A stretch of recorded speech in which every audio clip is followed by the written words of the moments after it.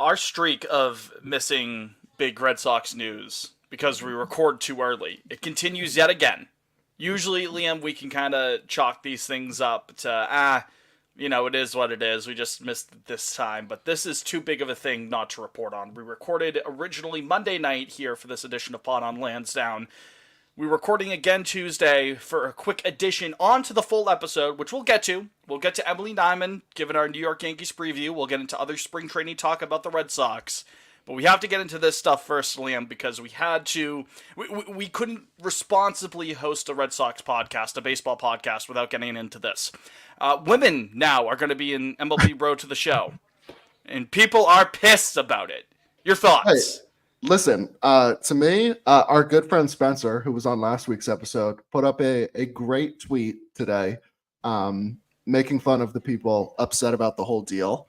And it was a video of someone's MLB Road to the Show player who was just this absolutely massive freak, flying and like levitating at one point. Yes, slowly so it levitating was- towards home plate. That is the thing that you Yes, could do. it was beautiful. I'm all for it. Maybe I'll give it a whirl. Maybe this will that's what'll get me to buy this year's edition. I have Yeah, no other because reason to. the other stuff so far, I mean, like the addition onto the Negro League stuff has been pretty good so far. Like that's Yes, cool to it see. did like that last Of year. course, like the storylines, but outside of that, like they did a whole like the whole focused video on the Derek Jeter storyline mode. Like I'm not that's No, not I'm not moved the needle interested. for No, me. that's not Exactly. going to get me to buy. Yeah, I This, need some. however, I need some new MLB legends being on there. Get us Nomar into the mix, and then we're talking. But no, in all seriousness, it's awesome that you could do that for Road to the Show. But seriously, Paul on Lansdowne, the breaking news here that we just found out Tuesday morning: Lucas Giolito very likely to miss the 2024 campaign. Liam, you said you have all the information in front of you. Give us the bad news, Sure do. Doc. Give it to me straight, Doc. What's happening? Per Jeff Passan, the initial diagnosis is a partial tear of the right UCL. So that's not helpful. That's the arm he uses to throw with, obviously. So never a good sign. For reference. Yeah, I'm no doctor. I just play one on television, but it doesn't sound like it's. For the most part, he's going to miss a majority of the season, regardless of what happens. If he needs Tommy John, yes, he's out for the year. It sounds like they're going to run some more tests, but the initial diagnosis is not good. Quite frankly, it's not good. First, I feel like obviously, we this woke is up bad. this morning. We woke up this morning, and the first report was like, he felt a little something, and then boom, 5 minutes later, it's the UCL. He's gone. Well, So, even then, it was like at first it was like, "Ooh, this like doesn't look good." Wasn't there a quote from Cora? It's like it's a bad day or something like that. yeah, like Said he something said along something those like, lines. and I was like, I don't like that. And then Passan comes in. So yeah, it's the UCL. I don't know. I mean, it's not like guys haven't pitched with a partial tear before. It just comes down to how severe it is. Like if he needs it, this would be his second Tommy John if that's what the doctor orders, literally. Right.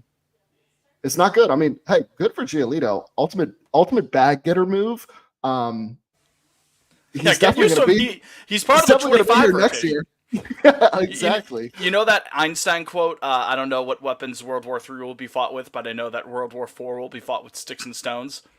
I don't know if Lucas Giolito will ever be a part of the 2024 Red Sox rotation, but he will be a part of the 2025 Red Sox rotation because he's definitely taken that. It's like $19 million opt-in for next Sure year. is. Oh yeah, Sure is. so yeah, And then I guess, well, since considering he will be picking up that option, then we get a club option for the 26th season. So, folks, Giolito's not going anywhere. He'll still be here in spirit, just not in body. yeah, right. Yeah, he exists on a different plane. Him Obviously, and Liam Hendricks and Michael Fulmer, they'll all be hanging out. yeah, right. Obviously, obviously a horrible break for Giolito. It would have been great to have seen him throw 170 innings this year because that's exactly what this team needed. But first and foremost, hopefully, it's a speedy recovery. Of course, we're just back at square one, man. That's what this. It really is. We're back at square one on the eve of opening day. So that's your full throttle off season in a nutshell. We've bookended it really well. It's just you have to kind of laugh, like not at Giolito's expense again, to reiterate that, but like again to make another media reference, it's the random fish asking Plankton and SpongeBob when he's running the Krusty Krab, "Do you think this is funny?" And he replies in a cosmic sort of way, "Yes, this is funny." It is. I mean, from start to finish, it's been an off season for the Bucks. From pie in the sky aspirations, not to cut you off. Ohtani, Yamamoto. We were like, Ohtani is maybe a little too much of a stretch even for me, but you get Yamamoto and then Montgomery's your 2 pitcher. You can enter the year with Pivetta as your 4 or even 5 starter. You might be right back in the hunt. Oh, when we were wide-eyed and bushy-tailed.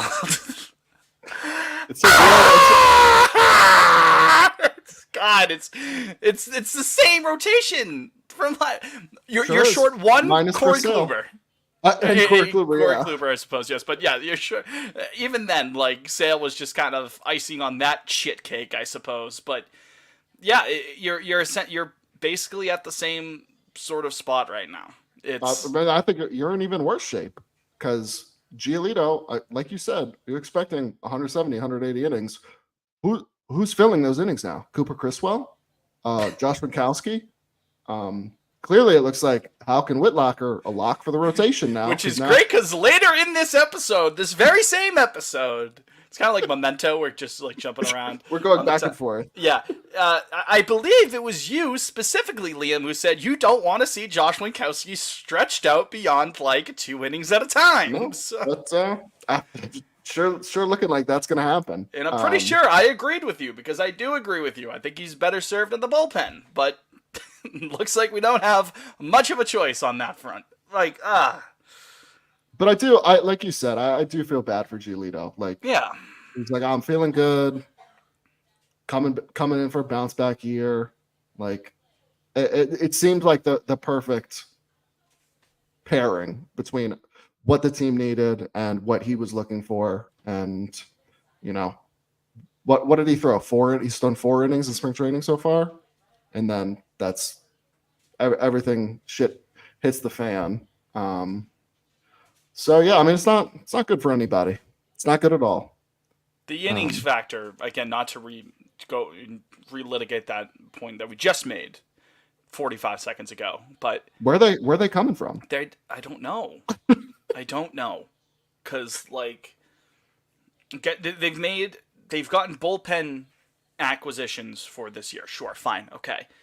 And that can help carry the load if you do have to transition Whitlock to the rotation full time, and or if you have to do that same thing for Houck, and or if you have to do that with Winkowski, right? You got guys like Campbell, you got a couple other guys who might be able to slot into those bullpen spots, which is fine. That's all well and good.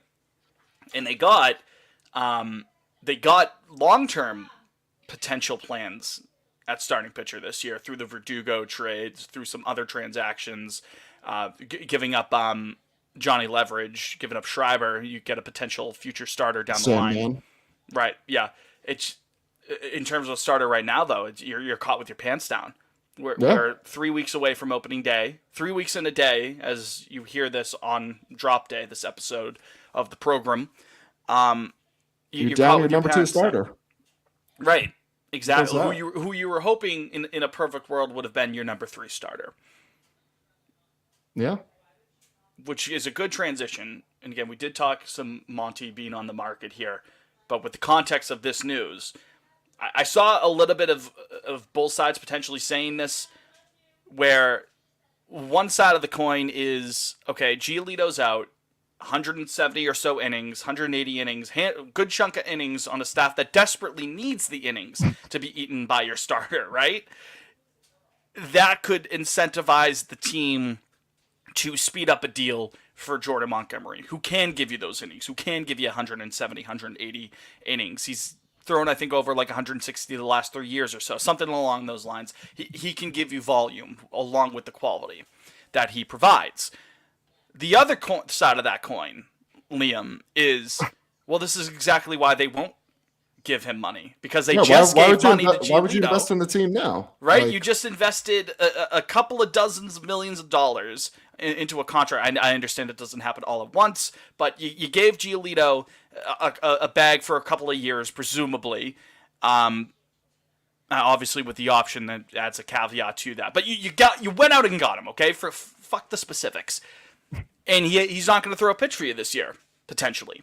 So why would they be incentivized to go ahead and pay more if they're already been reluctant to do so?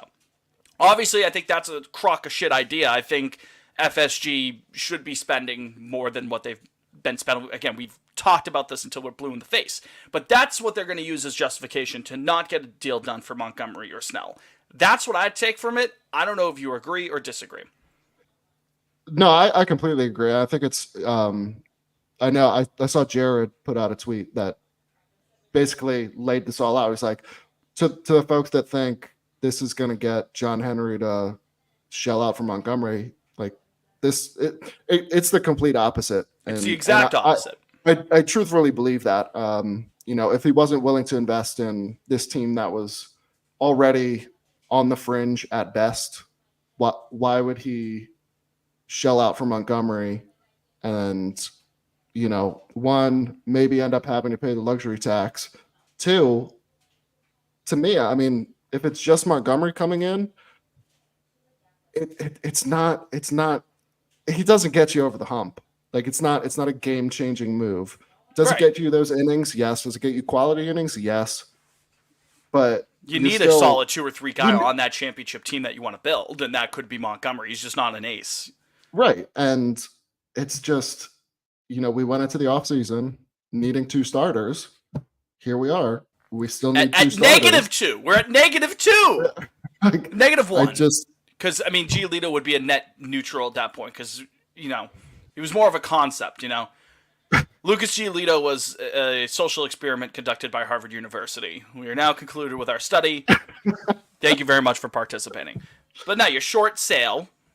But again, that is sort of like a Harvard sociological study. Sale, shockingly, he made 20 starts last year. So I can't be like, losing Sale is not that big of a deal now. I mean, it kind of is. That's still deal still made sense. Hindsight's 2020 on that innings. Sense. Yeah, I mean, like, is it? Are we all better people for having moved on from that situation? Yes. But it does. But now you're like, yes, all the talking radio heads will be like, shouldn't have given up Sale now. But no, like the way the offseason was playing out, like 24 hours ago, we were like, we only need Jordan Montgomery, and this team. We were just saying that this is not a bad team. They're not far off. Now it feels like the listener, will hear that in about 20 minutes. But to me, it's also like it is a serious reality check where we're all melting down on Twitter all day. Where it's like, well, if Giolito was really that big of a difference maker, we weren't in good shape to begin with. So to me, it's a little sobering. I think that's. I don't know if I 100% agree. I get what you mean. I think that's on the right track of it. But you could see the bare bones of a team that, if things broke their way, they could have been in a wild card conversation. Sure. I do think so. And I think a lot of that stems from the fact that, A, the defense has improved, which we'll talk about later in this program. The defense is improving. The offense can still hang with a lot of teams, and the bullpen is still competitive enough, especially if you hold on to Jansen. That's just another option to have. When saying that, would the Red Sox trade Jansen for a starter now to compensate for Giolito? Would that be a thing? I don't know. I don't know what kind of starter you'd be getting though. Yeah, I have no idea with the money there. Yeah, exact to make that work. Yeah, just an idea before you yell at me. But a lot of it was just they just need front end starting pitching to eat those innings, and then if that comes together, you might be cooking with something. Now, granted, to assume health from the entire rotation top to bottom that's a foolish endeavor in the first place, right? Yeah. Exactly. But you also don't anticipate that you're going to lose maybe the biggest volume pitcher you have on the staff to Tommy John, or presumably Tommy John, or however long it is. If he's back on Labor Day, great. Yeah, you're already out. You're already 10 games out of the race, It's anyways. over. It's over. Might as well sit him. So I get what you mean on having the problems. If Giolito was the one card in the house of cards to fall to fuck everything up, but elsewhere on the team, again, it was not a bad team. Not a bad team. And then we kind of, again, go into that later as you listen to this episode. Sorry we didn't have a crystal ball. But, it's fucking exhausting, man. And again, but it's also kind of funny because, like... It's a perfect way to cap off the off season. We wasted our time for months. The one major piece he added, folks, you might not see him at all this year. Oh, and then the guy that you traded Sale for, he's going to be hurt to start the year too. Vaughn Grissom, by the way. Yeah. So. Again, not that you could hindsight's 2020 there. Not that you foresaw that happening, but it's still support the Sale deal. That doesn't. To give an idea of the planning behind the show, there have been countless times, dear listener, that we hop on this call, and whether it's me or Jake or Liam, we say we have nothing to talk about for the Red Sox, and we make it happen. We do make it happen. It still ends up... One of us will say, no, I got one or two things to mention. It's like, okay, but going into some of these recording sessions over the winter, one of us has been like, I have zero clue to what we're going to talk about. Which makes me ask you, Liam, did we just waste our time for a couple months? Because it's the same fucking team. Yeah, we're back to square one. We're back to this is the same team that wrapped up in Baltimore that first weekend in October. So yeah, I mean, I don't know where you go from here. I mean, they were tossing around Michael Lorenzen's name today on the timeline, which not super inspiring, but he'd eat innings. He's a guy. That's the biggest thing. Is like we need just volume, average innings, and you knew Giolito was going to give you that for the most part. High upside with his strikeout abilities potentially. Right. You know what I mean? When he's clicking. Yeah, I don't know. I look at Lorenzen's BREF off the bat. I mean, he pitched 153 innings last year. The ERA plus was 105. The career ERA plus is 105.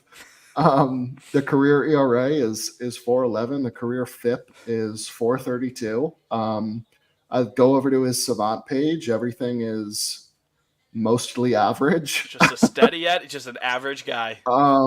Just a guy. He's a jag. I don't know. And Spotrac hasn't projected a hair over $9 million. I don't know if that's too rich for us. It might be. And that sounds terrible, but that might be too rich for us. And then milk's too spicy there, right? I got to dip my Oreos in water and that.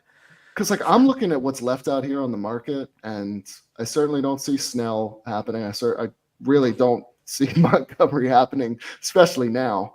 I don't know how updated Spotrac keeps this, because Hyun-Jin Ryu is still on this list. We know he signed in Korea. Julio Teheran signed with the Orioles recently, but I don't know. Some guys out here, Johnny Cueto, no thank you.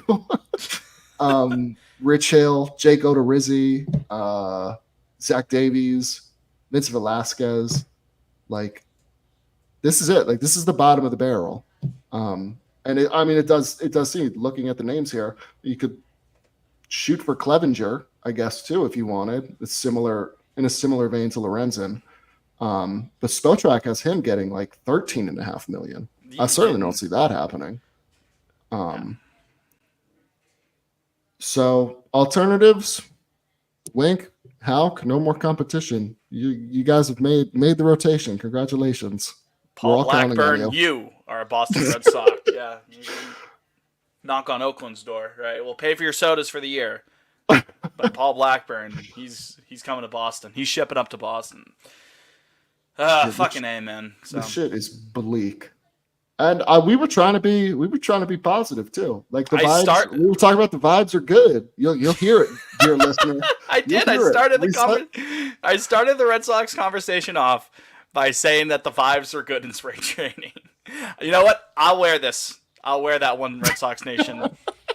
My hand is up now. I'm looking right into the camera. I'm sorry. I didn't mean to jinx that whatsoever. I'm as disappointed as you are. I feel like Sam Kennedy right now. You know, we own this. We own that. We own this. it. We're doing everything we can. Yeah.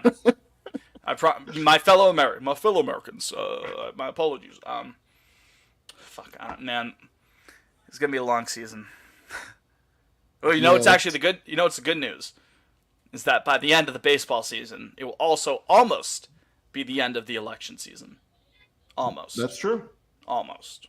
Then this is the last push there in October and early November, but want to listen to the rest of the episode? Man. Yeah, I don't know. Yeah, either.